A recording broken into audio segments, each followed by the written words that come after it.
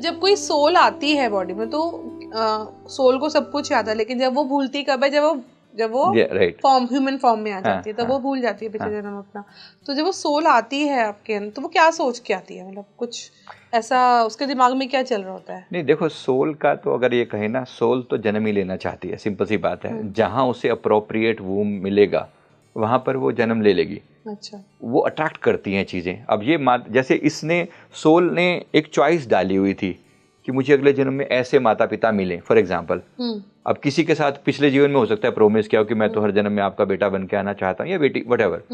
तो मन में इसने किसी के साथ प्रॉमिस किया, तो वो प्रॉमिस, वो सारी बातें जो पहले की गई थी वो फ्रेम्ड हैं, वो कहीं ना कहीं यूनिवर्स को पता है।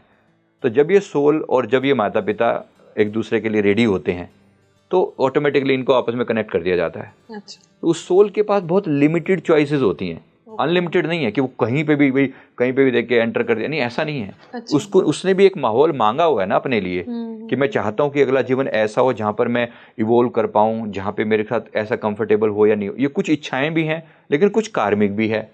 अब आपने कर्म ही ऐसे किए कि ऐसे घर में जन्म होगा तो फिर वहीं होगा, फिर आपकी चॉइस नहीं है, ऐसा भी होता है लिमिटेड चॉइसेस है।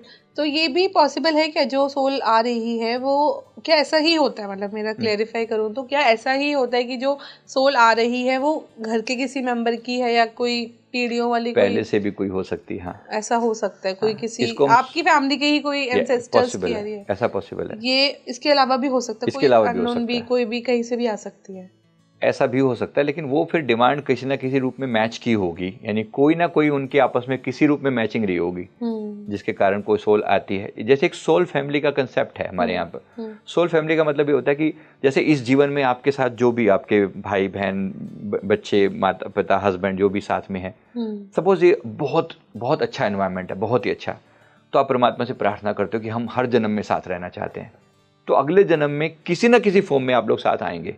अच्छा। हो सकता है कि हस्बैंड वाइफ थोड़ा वैसे चेंज हो जाए या कुछ और, बेटी जो है बहन बन के आ जाए, बहन बेटी बन के, ऐसा छोटा मोटा चेंज हो सकता है, लेकिन चेंज हो जाए बट आप रहेंगे आप साथ में ही। इसको सोल फैमिली बोलते हैं, ये कंसेप्ट ऐसा होता है। लेकिन कुछ चीजें अलग भी होती हैं, जैसे पूरे परिवार ने किसी के प्रति कोई एनिमिटी रखी, अब वो व्यक्ति आपसे बदला लेने के लिए आपके घर में पैदा हो जाए, ये भी पॉसिबल है। अच्छा। मतलब वो कोई व्यक्ति आपसे बदला लेने के घर में आ रहा है तो वो भी एक पॉसिबिलिटी है जो आपकी सोल से बिलोंग नहीं करता, फैमिली से। तो अधिकतर मैंने देखा है कि सोल फैमिली ही बार बार रिपीट होती है। अच्छा। बहुत बार ऐसा होता है। हमने जब पास्ट लाइफ देखते हैं तो पता लगता है कि इस जीवन में जो माँ है हो सकता है पिछले जीवन में उनकी सिस्टर रही हो। मतलब they were together somewhere. Husband wife का तो बहुत क्लोज है, अगर सच में प्यार रहा है किसी जीवन में तो क्वाइट पॉसिबल कि अगले कुछ जन्म में ये साथ आ सकते हैं। मेरे एक फ्रेंड है, उसके तो 200 लाइफ टाइम हो गए, उसकी वाइफ सेम है। 200 लाइफ टाइम से उसकी वाइफ जो है वो हर बार किसी ना किसी फॉर्म में आती है, तो they are together. 200 life time 200 life times ने देखी है। उसके उन्हें पूरी बुक लिखी है उसके ऊपर, जन्म जन्म का साथ नाम से बुक है, अवेलेबल है नेट पे, देखना।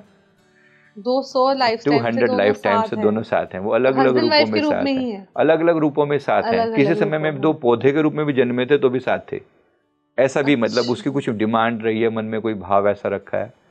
तो मतलब ये बात सारी प्यार की है कि अगर आप पॉजिटिव हैं, इमोशंस की है, प्यार की तो नहीं, कभी नफरत लेकर भी इंसान आ जाता है। इमोशंस की है, ये कहना ज्यादा अच्छा है। हाँ, तो प्यार भी, नफरत भी, जो भी। कोई कई बार कहते हैं ना कि जब घर में किसी से बन नहीं रहे होते ना, ये जरूर मेरा जन्म में इसका कोई लिया होगा, मैंने इसका कुछ तो करा होगा, मैंने अभी लेने आ गया मेरे साथ होता है। तो एक जैसे जो आत्मा गई छोड़ के शरीर, तो क्या अगली जन्म में वो इंसान में ही, मनुष्य रूप में ही आएगी या कोई भी? कोई गारंटी नहीं, पशु जीव चिड़ी मकोड़ा कुछ भी बन सकती है, कुछ भी गारंटी नहीं है, इस बात की कोई गारंटी नहीं है। ये डिपेंड करता है, जितना मेरी समझ है, मैं अपनी समझ से बता रहा हूँ कि जितनी मेरी समझ है कि जो हमारे शरीर के चक्र हैं, 7 चक्रों की यात्रा है, अगर कोई व्यक्ति की जो सोल है वो अगर हार्ट या हार्ट से ऊपर जाती, मतलब हार्ट चक्र या हार्ट से ऊपर के किसी चक्कर से निकलती है तो उसे चॉइस दी जाती है। अच्छा। मतलब एलिजिबल है वो। अगर कोई व्यक्ति नीचे के ही चक्रों से निकला, मतलब उसका लाइफस्टाइल ही ऐसा रहा कि वो कभी अपने शरीर से ऊपर उठ के सोच ही नहीं पाया। आप सोचिए, भी बहुत से लोग हैं इनको खाना पीना और बस शरीर को यूज़ करना इतना ही पता है। अब ये लोग मरेंगे तो क्या लगता है ये ह्यूमन बनने के लायक हैं? मतलब मैं वैसे पूछ रहा हूँ कि आप सोचिए, एक आम इंसान की भी दृष्टि में देखा जाए, क्या ये ह्यूमन बनने के लायक है? नेचर भी सेम सवाल पूछती है, क्या ये ह्यूमन बनने के लायक है? क्या तुमने जो काम किया है ये इंसान के लायक किया है? सोचिए, मैं कुछ बुरा नहीं बोलना चाहता, लेकिन मान लीजिए किसी ने कोई रेप जैसा जघन्य ऐसा कृत्य किया हो, क्या इस व्यक्ति को दोबारा इंसान बनाया जाना चाहिए? No, not at all. हम आप जैसे लोग भी जब इतना सोच पाते हैं, नेचर भी तो सोचती होगी ऐसे कि ये व्यक्ति इंसान बनने के लायक ही नहीं है जब इसने ऐसा कृत्य किया है, तो इसको बना दो, कुछ भी बड़ा रहेगा, कुछ भी बना के इसको शेर शुर बना के डाल दोगे जंगल में।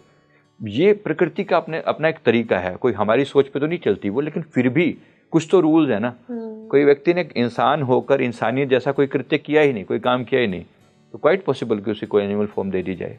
ओके, ऐसे जरूरी नहीं है कि अगर आपने शरीर छोड़ा है तो आप अगले जन्म में इंसान ही बनोगे। बिल्कुल भी कोई गारंटी नहीं है। चींटी, मकोड़ा या कोई जानवर या व्हाटएवर। आपने पौधे की बात करी, तो पौधे में कैसे जन्म हुआ किसी का? नहीं, ये भी पॉसिबल है। पौधा इवोल्यूशन के हिसाब से, देखो जैसे साइकिल अप जाता है, तो ऐसे डाउन डाउन डाउन भी तो जाता है ना। अगर पौधा जो है वो इमूवेबल है, मतलब उससे नीचे भी पत्थर हैं, तो पत्थर सबसे लोएस्ट पे, फिर पौधा, फिर उसके ऊपर जो कीड़े मकोड़े रेंगने वाले, फिर कुछ थोड़ा से नॉर्मल एनिमल जो छोटे लेवल के, गिलहरी वगैरह ऐसे समझ लो, फिर थोड़े बड़े लेवल पर इस टाइप के एनिमल हो गए ना, थोड़े बड़े हिरन टाइप के, फिर गाय, और फिर जाके कई इंसान। अगर ऐसे हिरार्की को देखा जाए, जब ये डाउनफॉल में जाएगा, इसने कोई काम ही ऐसा किया कि चाहे तुरंत नीचे गिर गया या डाउनफॉल में स्टेप बाय स्टेप गया, डिपेंड करता है ना। तो पूरा एक साइकिल है, इवोल्यूशन का एक वे है, परमात्मा ने। That is all about your Karma. जो आप जो भी कर्म करके जा रहे हो वही आपको भुगतने पड़ेंगे अगले जन्म में।